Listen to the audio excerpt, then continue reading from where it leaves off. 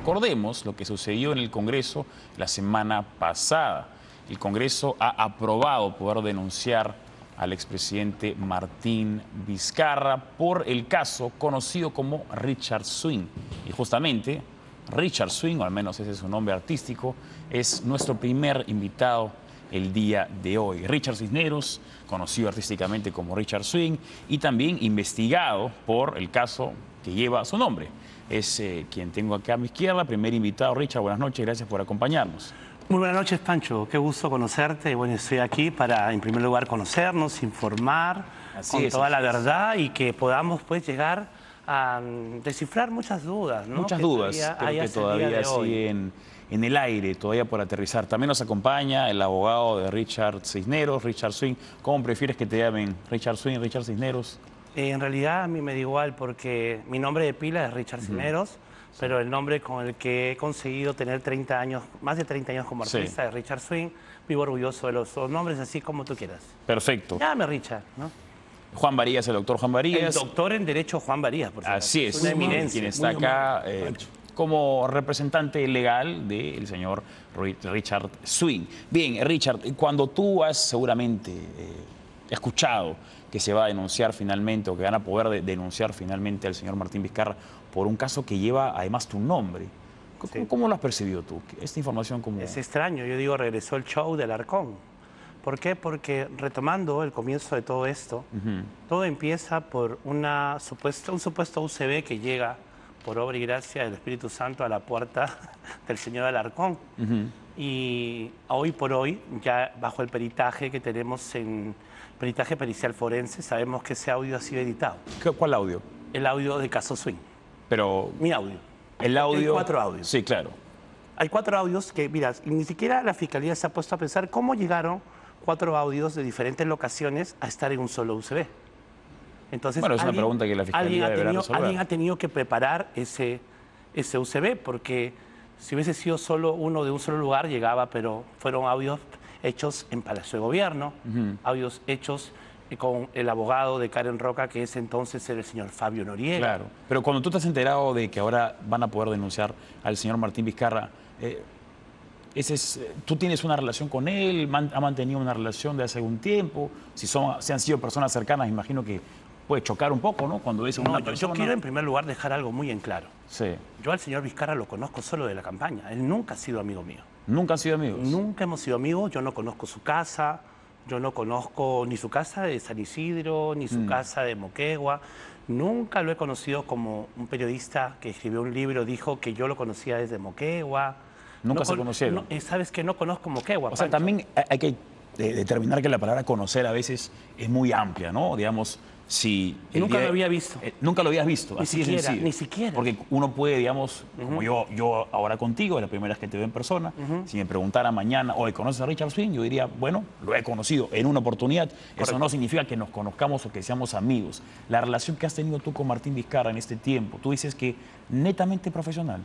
Ni siquiera profesional, porque yo lo que hice fue dar órdenes de servicio de menor cuantía, ¿no? Como locador de servicio a un ministerio. ¿De menor cuantía? Claro, que ahora vamos a descifrar ese tema. Claro. A un Ministerio de Cultura en donde todos los artistas del Perú tenemos el derecho a trabajar en el Viceministerio de Industrias Culturales y Patrimonio Cultural. Ese no es un derecho propio de los artistas, en realidad, ¿no? O sea, es importante mencionar que el Ministerio de Cultura, en todo caso... alberga a todos los artistas. Pero si identifica que hay una necesidad, entonces sí, pues tiene la facultad de solicitarle a un artista que supla esa necesidad. Pero hay otra cosa que tampoco la gente desconoce. Hay otra cosa que la gente desconoce.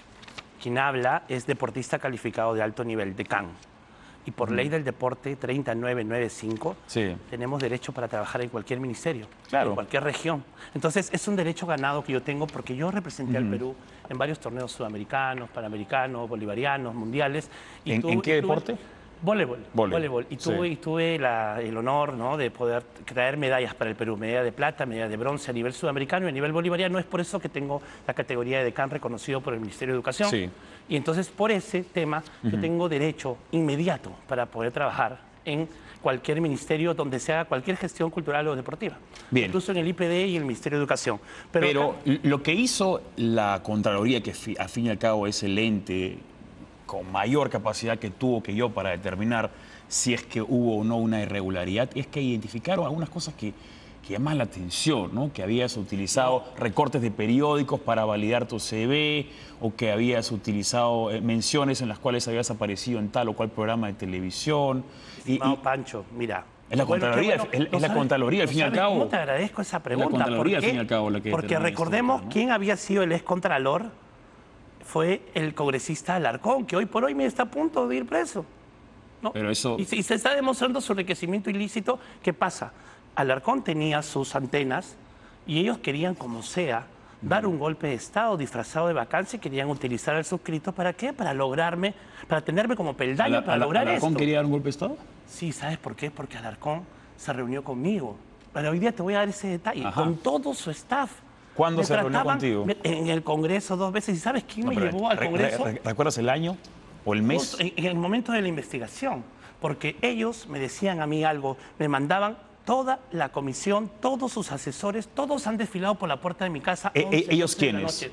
Los asesores del congresista Alarcón. Y yo me reuní con él en el Congreso. ¿Y sabes qué me dijeron? Contigo no es, hijo. El problema no es contigo, tú no has cometido nada. Acá queremos que destruyas a Martín Vizcarra. Queremos bajarlo a Vizcarra. Tú te prestas para esto, tenemos dominada la Fiscalía, tenemos dominada la Contraloría y contra ti nada va a proceder. Mire, el señor, y sabes, Pancho, por eso es que yo fui tratado con alfombra roja en el Congreso cuando llegué, porque ellos pensaron que yo me iba a prestar para esa patraña. Me dejaron hablar 45 minutos porque en un momento ellos fueron sorprendidos cuando yo reflexioné y dije, ¿yo por qué voy a hacerle daño a Vizcarra? Yo solamente estoy hablando acá literalmente y quiero que se sepa bien claro que no defiendo al señor Vizcarra. El señor Vizcarra ha sido presidente, tiene su abogado, tiene dinero, tiene la posibilidad de defenderse. ¿Tú consideras que él es inocente por el caso que lleva tu nombre? El caso claro de que Swing? sí, porque yo no le debo nada a él. ¿Y por el otro caso, el de los intocables de la corrupción? Yo creo que la Fiscalía está haciendo lo correcto porque nadie tiene corona. Todos tienen que ser investigados. Quien habla estuvo detenido preliminarmente 6 días en el caso por el que lo hayan allanado a Samaruga, ¿ahí tú dudas de su inocencia? Miren, ve, ¿o no? Lo que sucede es que hay muchas versiones, ¿no?, que se están corroborando entre los empresarios, Sí. que dicen haber dado la coima y con aquellas autoridades menores que dicen haberla recibido. Bien. Entonces, a donde creo que tiene que llegar la Fiscalía es a tener la prueba que Claro. Vizcarra recibió ese dinero. Pero volviendo al O sea, caso... eso está más avanzado. Volviendo Pero al volviendo caso- a mi caso, volviendo te a tu digo, caso, ¿no? Porque, Alarcón a ver, me prometió el oro y el moro. Me Bien, dijo, a ti pero nada te va a pasar. dentro de las irregularidades que hay en tu caso, no solamente está el hecho de que hayas recibido 175.400 soles en un periodo de 2 años. Pancho, error. Falso. Eso es falso. Nunca, falso. Ahí empezamos, es falso. Y esa Hablo de la sumatoria. Hablo de toda la sumatoria. En primer lugar, ¿Por qué eso no? es falso. ¿Por qué? Porque las 2 últimas órdenes fueron suspendidas por el tema mediático. Entonces, ¿de cuánto dinero estamos hablando? Entonces, ahí sería 155.400. Ah, ok. Pero ojo, Elige- todo locador de servicio paga el 8% de impuestos No, al pero Estado. igual estamos hablando de dinero que viene de los peruanos, así que es importante Pero que eso va se para el haga... Estado, eso regresa al Estado. Pero es importante que se haga la Pero- debida diligencia y que sepamos Ya. verdaderamente qué Ya, sucedió. pero neto- Porque llama la atención también que cuando tú has ido a Palacio, y estuviste en Palacio al menos 6 veces, podías ingresar con celular. Y eso es lo que realmente causa Pancho, una interrogante, ¿no? Pancho, ¿Cómo es gracias. posible que ministros de Estado no puedan ingresar con celular, pero un locador de servicio que presuntamente no es amigo del presidente puede entrar con celular? Pancho, muchas gracias por la pregunta. ¿Quién asegura eso? Karen Roca, ¿no? ¿Quién asegura eso? O sea, ¿Tú no, ¿quién puede decir? tú no has compartido fotos en Palacio? No, a mí me tomaban las fotos Karen Roca. A mí me tomaban las fotos cuando yo entraba. Yo nunca he entrado con teléfono. Nunca he entrado con teléfono a Palacio, ¿ve? ¿Y Yo- por qué la señora Karen Roca está diciendo que tú has entrado con Porque con yo, tu sinceramente, yo hoy por hoy desconozco a Karen Roca. Porque a Pero Karen antes Roca, a la que yo le tenía aprecio y cariño, Sí. a la que yo he conocido, yo la veo desfilar por todos los canales de televisión. ¿Quién? A Karen Roca, y la veo diciendo mentiras. Como por ejemplo, que no conozca a Karelyn López. ¿Que quién? Que ella no conoce a Carolina López. A mí me la presentó cuando estuvo internada en la clínica Maison de Santé, hinchada en su cama, como su comadre, Así te como dijo. la madrina de sus hijos. Y encima me llamó varias veces de la casa de Karelyn López, libando licor y me querían invitar a su casa. ¿Y tú por qué estabas en la clínica con ella? Porque Karen me llama y me dice de que se siente ¿Tan amigos mal. eran como para que fueras a visitarlo? Por supuesto que sí, me llama y me dice, Richard, estoy mal, me están llevando de Palacio a la clínica Maison de Santé y ustedes pueden hacer la investigación, yo le puedo dar el día. ¿Ya? Y entonces, cuando yo llegué, yo pensé que ella estaba sola y fue mi sorpresa llegar y encontrar echada en la cama de Karen a Karelyn López. Ahí fue cuando yo la conocí a Karelyn López. Y Karen me la presenta como su hermana, como la mujer de su confianza, como así, es mi comadre. ¿Y ella conoce a Martín Vizcarra? Mira, ¿qué me decía Karen Roca y Karelyn López? Que ellas entraban y salían de Palacio como Pedro en su casa. Las dos. Las dos me confirmaban esa versión. ¿Y se juntaban con Martín Vizcarra? Ya, pero Vizcarra... Te pregunto, ¿no? No, pero eso me decía, una cosa me decía Karelyn y Karen lo certificaba. Claro, pero ingresaban a Palacio para juntarse ¿con quién? Supuestamente con Vizcarra. Supuestamente que eran amigos, que eran patas, ¿no? Ellas han dicho, hemos entrado a Palacio para juntarnos. Ambas, y yo tengo todas las pruebas hasta el día de hoy. Yo soy una persona que habla con pruebas. ¿Pero tienes las pruebas de qué manera? ¿En texto, video? Sí, tengo los WhatsApps, tengo los videos, tengo las llamadas que hemos hecho porque había una situación de mucha confianza en el sentido de que cuando yo vi incluso cuando Karelyn le regala un iPhone de la última generación a Karen Roca. ¿Por qué se lo regala? Porque supuestamente ella tenía que estar equipada para hacer varias cosas que yo creo que al final han hecho.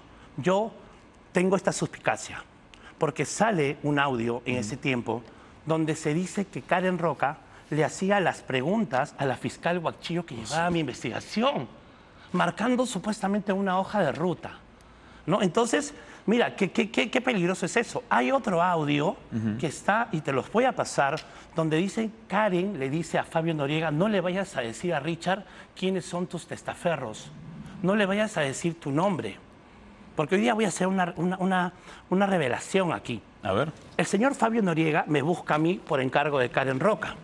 ¿Qué me dice? Y mi abogado sabe perfectamente esto. Richard, yo tengo todo esto, yo sé todo esto, que por aquí, por allá. Y Fabio... Fabio Noriega, para recapitular, ¿quién es el señor Fabio Noriega? Fabio Noriega era en ese momento el abogado de Karen Roca. Okay. Y amigo de Alarcón. Y llegó, amigo íntimo de Alarcón, y traicionó a Alarcón. Y me enseñó todo el expediente que habían fabricado, donde ellos me iban a sacar a mí si yo tomaba la decisión de velar solo por mí y de destruir a Vizcarra. ¿Ya? Entonces yo no iba a hacer algo malo, Pancho, porque en honor a la verdad, el señor Vizcarra a mí nunca me ha hablado ni me ha propuesto de hacer nada malo, ni de robar. ¿Pero qué pasó? Sí, y nuevamente, en las contrataciones que tú mencionas que son menos de 175, pero son 154.000, ¿verdad? 140.000 netos, lo que yo he ganado en 3 años de servicio. Bien, no hubo ningún tipo de contrato irregular a la hora de que te otorgaran a ti ese servicio. Mira, Pero la Contraloría dice que ese informe de la Contraloría es un informe completamente tóxico, sesgado, ¿ya? Y dirigido por la mano de Alarcón. ¿Por qué? Porque en primer lugar te digo una cosa, tú eres un hombre inteligente. La Contraloría dice que el agravio del Estado son los 155.000, o sea, todos los trabajos. La Contraloría dice que yo no he presentado ni he cumplido ninguno de mis servicios. Falso. Falso. Todos han sido presentados. No, lo que dice la Contraloría es que no tenías los requisitos suficientes como para ocupar el cargo. Esa es otra... Pero ¿por qué es falso? Es importante mencionar, ¿no? Recordemos que cuando se contrata con el público hay que ser bien celoso con la información. Perfecto, Pancho, porque empiezan desde un punto falso. ¿Por qué? Porque la Contraloría dicen que a mí me contratan para dar consultorías en general. Y yo nunca he sido requerido para dar ninguna consultoría. Yo fui requerido para hacer locación de servicios generales.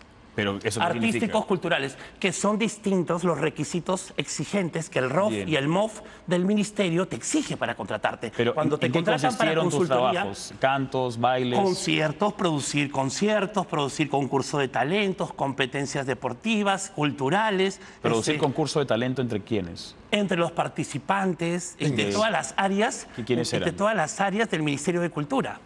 ¿No? Y fue maravilloso hacer esa orden de servicio porque ganó una soprano que canta en quechua. Ya, Josefina Ñauguis, que al día de hoy es una artista. Y segundo, quedó un cantautor de la Jefatura de Recursos Humanos. Sí. Y tercero, quedó un tenor que hoy por hoy abre espectáculos en el Gran Teatro. Y esas figuras estaban ocultas y se descubrieron, pues porque descubrimos los talentos en el Ministerio de Cultura. Las personas trabajaban en el Ministerio de Cultura y terminaron siendo... Pero no pertenecían a los elencos, porque nosotros en el Ministerio de Cultura tenemos elencos. Y los elencos sí son profesionales, elencos de baile, elencos de actuación, elencos de coros, de adultos y de niños. Ellos son artistas, como te digo, que trabajan para el Viceministerio de Patrimonio Cultural en la sección de Industrias Culturales. Entonces, te digo, ¿por qué empieza todo mal? Porque a mí, supuestamente, el informe que hace Contraloría es para una persona que había sido requerida para dar una consultoría en general. Y para eso se necesita tener título y tener maestría. Lo que es distinto que cuando te contratan para un servicio general, solo se necesita ser una persona, un locador de servicio que no tenga por qué tener título ni maestría y solamente lo determina el área usuaria. Pero ¿por qué en el pasado te esforzaste mucho en decir que tú tenías un doctorado en honoris causa? Porque es cierto. Pero te esforzaste en mencionarlo como diciendo, oye, yo sí estaba capacitado porque tú daba la impresión de que tenías que demostrar que tenías ese requisito. No, mira, no es eso, porque yo ni siquiera eso lo he tomado como un punto de defensa. Yo soy un doctor honoris causa reconocido por la Universidad de México y por el Instituto de Líderes de Excelencia de México. Yo tengo mi título, tengo mi cartel. ¿Y sabes por qué me dan el doctorado? Cabe mencionar que este instituto que mencionas ha sido cuestionado y denunciado por estar dando estos doctorados a cambio de dinero, ¿sabe acá? ¿No? El cual solicita donativos a sus galardonados para otorgarles la distinción. Y dice además que el tema es que sus doctorados honoris causa carecen de formalidad, pues la escuela no puede expedir títulos con registro de validez oficial ante la institución llamada CEP. Lo cual, de cierta manera, invalida un poquito. En México hubo una alianza con la Universidad Nacional de México porque a mí me entregan en ceremonia. Yo viajé a México. En la Universidad Nacional, en la UNAM de México, hubo una ceremonia con muchos representantes del gobierno. Entonces yo no creo que ellos... ¿Y cómo así te llaman a ti? Ya, porque mira, a veces es una historia muy bonita. Cuando fui a la casa de Paolo Guerrero, al departamento para ayudarlo con el tema del Mundial, que también la gente decía, no le creo, Richard está loco, que lo va a haber ayudado a Paolo, ¿no? Yo conocí ahí a una doctora, estaba la doctora Charito Juárez, que es incluso una vidente. Ella ya era doctora honoris causa. Ella se enteró de la labor que yo hago. Yo tengo 39 años ayudando a niños y madres pacientes de cáncer. Desde que mi mamá murió de cáncer en el 84, yo visito neoplásicas. Tengo esos testimonios, tengo esos reconocimientos. Entonces los ayudo de mi tiempo, de mi dinero y de mi salud. Dentro de lo que puedo, no dentro de lo que económicamente puedo, pero lo que espiritualmente, que para mí es una millonada de ayuda, oración. Tenemos testimonios de sanidad. Claro, eso es importantísimo y te felicito por hacerlo, pero las partes altas de los hacer cosas buenas no exime a uno de la responsabilidad por las personas no, para nada. Hecho, pero te estoy explicando por qué me dieron a mí el doctorado. Entonces, evaluaron la filantropía de ese tiempo era 34, pero no solamente eso, sino porque uno recibe un doctorado honoris causa, que si bien es cierto es solo honorífico, no es académico, pero el reconocimiento internacional también es importante, porque necesitamos gente que sean líderes reconocidos por labores que sean pues encomiables o que sean maravillosas para que la gente pueda inspirarse para trascender. Y así se basa mi vida. Bien, quiero también conversar un rato con tu abogado. ¿Cuál es el estado actual de tu defendido? Muy buenas noches con todos. Gracias por la invitación. Mire, primeramente permítame decir una pequeña aclaración al respecto del doctor honoris causa de mi amigo el doctor Richard Cisneros. Todo título es válido mientras que en el campo judicial no haya sido presentado alguna nulidad, ni administrativamente ni judicialmente. Pero si no tiene registro de validez oficial... En este caso, el título es juris tanto. Sí lo tiene. Tiene, claro, tiene todo su código, tiene todo, claro. O sea, su título es válido mientras que ni la institución ni ninguna persona haya presentado una nulidad del acto, en este caso del diploma, del doctorado. Por consiguiente, el Código Civil indica que el artículo 2001 son 10 años para hacer la nulidad. Su título está premunido. Perfecto. Lo que llama la atención es que el día de hoy mencionen no se requiere título para hacer este tipo de trabajo, pero en el pasado se hacía bastante hincapié. Yo le explico por qué. Es que te digo una cosa, ¿no sabes cuánto agradezco conversar con alguien ¿O joven. es que se ha sea- cambiado la estrategia de la defensa? No, con alguien joven. No, yo nunca fui a un programa de televisión. Nadie se atrevió a tenerme en vivo y en directo. ¿Por qué?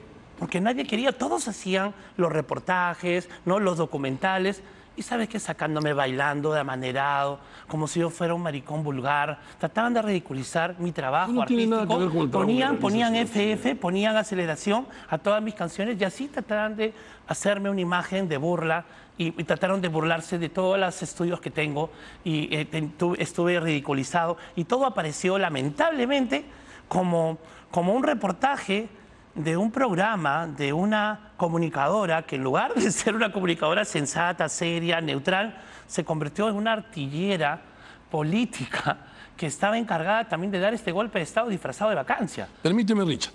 Mire, señor, mi patrocinado, el señor Richard Swing, es un trabajador del Estado que trabajó por orden de servicio. Él, su trabajo, el pago que él recibía, no superaba las 8 UIT. O sea, al no superar, por consiguiente, estaba dentro de los alcances de la Ley 30.225, artículo 5, que señala que estos contratos están exonerados, excluidos de la Ley de Contratación del Estado. Lo que implica que él era un trabajador Los supuestos excluidos de la ley. de menor cuantía. ¿Como quién? Como, por ejemplo, un pintor. El ministerio, todos los ministerios tienen su pintor que es conocido. Pero ahora, lo que llama la atención, y el tema es seguramente así como tú y muchos otros artistas o cantantes, bailarines, actores que han trabajado con el Ministerio de Cultura y que nada han tenido que ver, pero en tu caso particular te has visto envuelto en un caso escandaloso con el pero ¿Por qué se ha vuelto, Porque esto? también hay unos audios donde se escucha tanto al señor Martín Vizcarra junto con sus ex asesoras o personas de confianza decir, ¿cuántas veces vino Richard Swing? 1, 2, 6 veces. ¿Y por Te qué doy la había esa primicia, distinción? A Un ver. ratito, doctor, por favor. Adelante, Mire, adelante. tú eres Martín Vizcarra, yo soy Karen Roca. Ya.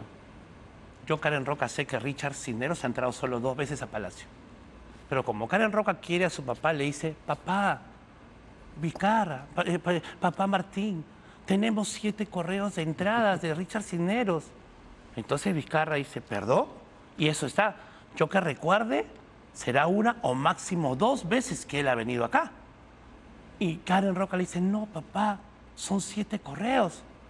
Tremenda emboscada que le hizo Karen Roca y lo estaba grabando. Mira qué Pero, tipo de calidad moral. ¿Cuántas veces fuiste tú a Palacio? 2. 2. Ya está la pericia. Y está la pericia, Ya está la gracias pericia. a Dios. La pericia que le ha hecho la Fiscalía. Entonces, señalado 2 veces. Siempre dije la verdad. Siempre habló con la Yo verdad. he ido otras veces, otras oportunidades, porque la primera vez que yo entro a Palacio de Gobierno no fue en el gobierno de Vizcarra, fue en el gobierno de Pedro Pablo Kuczynski, y yo entré un día antes de la primera moción de vacancia. Cuando Martín Vizcarra ya era ministro de Transporte. Sí, cuando Martín Vizcarra solo era ministro, pero yo fui a Palacio. Martín Vizcarra no trabajaba en Palacio. Martín Vizcarra trabaja en el ministerio. Yo fui convocado por Máximo San Román para presentar una estrategia política para poder salvar a don Pedro Pablo Kuczynski de la primera vacancia, porque ellos sabían que tengo expertise en comunicación política, en contrainteligencia política. Entonces yo fui para desarrollar eso y desarrollé eso, y el señor Tito Borea estaba reunido con don Pedro Pablo en su casa mientras yo trabajaba con don Máximo San Román. Me hicieron grabar un audio de 7 minutos para que don Pedro Pablo sepa qué es lo que se tenía que hacer según mi humilde punto de vista. Bien. Pero la defensa legal la hacía el señor Ahora, Borea, obviamente. Vamos al caso puntual, ¿no? Martín Vizcarra tiene varios casos en su contra, uno el que te involucra a ti y uno en el que tú no estás involucrado, que es el caso de los intocables de la corrupción, por el cual ha sido allanado el día de hoy. ¿Cuáles son tus impresiones sobre este caso? Yo estoy de acuerdo que la Fiscalía investigue. Por supuesto. ¿Y crees pero que va...? pero que llegue a la seriedad de todo. Porque yo estoy... ¿Tú crees que no hay seriedad detrás del caso? No, ¿sabes por qué? Porque últimamente... ¿Por parte de quién? ¿De Martín Vizcarra o de la Fiscalía? Se abusan de las prisiones, de las Preventiva, prisiones preliminares.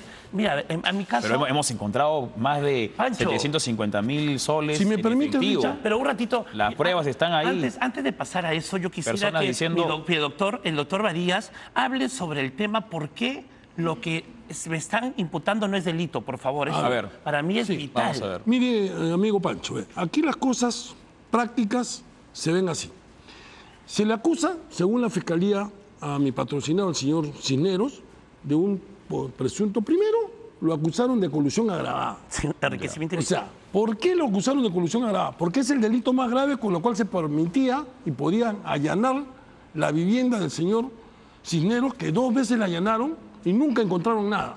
Le quitaron el doctor honoris causa, la medalla, efectos personales, su tarjeta de crédito y todo lo demás, cometiendo un total abuso, porque no era relevante para la investigación lo que le habían incautado a mi patrocinado Vizcarra, a pesar enriquecimiento ilícito también. Enriquecimiento ilícito también. A pesar de que él entregó voluntariamente su pasaporte, con lo que estaba demostrando que no tenía peligro de fuga, y sin embargo le pusieron 8 días de detención preliminar. Imagínate. Esa prisión preliminar, gracias a Dios, con la bendición, en una férrea defensa, logramos declararla infundada. Y lo sacamos a Richard Cisneros porque merecía estar en su casa. Juancito, la ganamos y quiero agradecer también a mi otro abogado, el doctor Eloy Ramírez y de Montenegro. Mi equipo. Mis 2 doctores, que son más que mi abogado, son mi familia. Siga, por favor, doctor. Sí. Y miren, va rapidísimo. Tráfico de influencia se me acusa como instigador. Instigador. Y mire, ve. Y le voy a decir por qué no hay tráfico de influencia. Rapidísimo. Señor, supuestamente la acusación fiscal es de que Martín Vizcarra, el expresidente, le dice a Miriam Morales a las ministras a las secretarias generales. O sea, claro, un tráfico en cadena. La contratación fue tan rápida que llamó la atención. ¿Eso cómo se llama en derecho? Se llama tráfico de influencia en cadena. Instigación de tráfico de influencia en cadena. Eso no existe, señor. No existe. No existe. No tiene tipicidad. Hable usted con cualquier penalista que conozca verdaderamente el derecho penal, le va a decir lo mismo que yo. Y la Corte Suprema, en una casación de Lambayeque, ha señalado que el tráfico de influencia en cadena y no existe. ¿Por qué? Bien. Porque nuestro sistema, señor, es finalista, no es causalista. En el año 70 podríamos haber sancionado al que le dio el carro, al que atropelló, al que lo pintó y a todo el mundo. Bien. Tenemos que hacer una pausa. Quiero agradecerles a los por haber estado con nosotros en esta oportunidad, Richard. Un gusto conocerte. El abogado, se me ha ido el nombre nuevamente. Doctor Juan María Salzamora. Juan María Salzamora. Está con nosotros. I can't see the issue. Yeah, believe me, I need to keep myself in line.